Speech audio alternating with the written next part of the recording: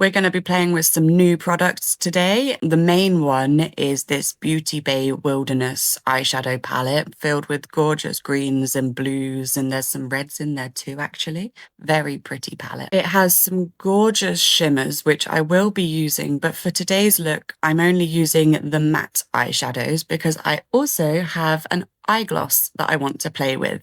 That won't come in until the very end, but I'm super excited. So I've taken the mint green and popped that just underneath my brow bone and on the inner corner, almost using it like a contour shade, even though it is very light. I then took the creamy yellow and I popped that right in the inner corner and swooped it up to give a very lifted effect. And I've just popped on another of my new products. So I got a Beauty Bay cream shadow stick. This one is a very cool toned taupey color. So I've just popped that on the lid and very lightly blended it up into the crease, keeping it very sparse, very translucent. Finally, for the lid, on the outside corner, I've popped the darkest green shade that I'm going to be using, focused into a mini wing almost, and then blended that up into the light green. Off camera, I've popped on my base. I kept it very simple and I haven't added any blush yet. And I'm going to go into the under eyes now.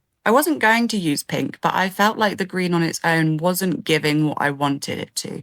So I dipped into my sampler neon palette. This is my favorite pink at the moment. It's so intense when you pop it on with a denser brush, but then you are able to blend it right out to sort of a baby pink. Oh, it's so pretty. So as you can see, I've sort of blended the color down and round into my eye bags for under the lid space to connect the greens at the top to the pink at the bottom. And then I thought, I need to incorporate the pink a little bit more, so I've gone round the edge of my eye bags and just lightly dusted that pink. I must admit it felt a little bit simple with just the eyeshadow after all of the crazy looks I had been doing for October, so I decided to try my hand at a little bit of lip art.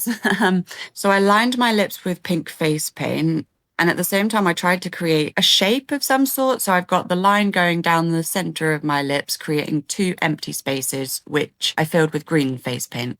Then I set all of that with eyeshadows in their respective colours, of course, so that it didn't budge. Finishing touches, I spread some eye gloss all over the buttery yellow portion of my eyes, because that's where usually I'd pop a shimmer shadow just where the light catches, and I think it was a nice replacement. My favourite product of the whole look, though, is this Glisten Cosmetics pink mascara.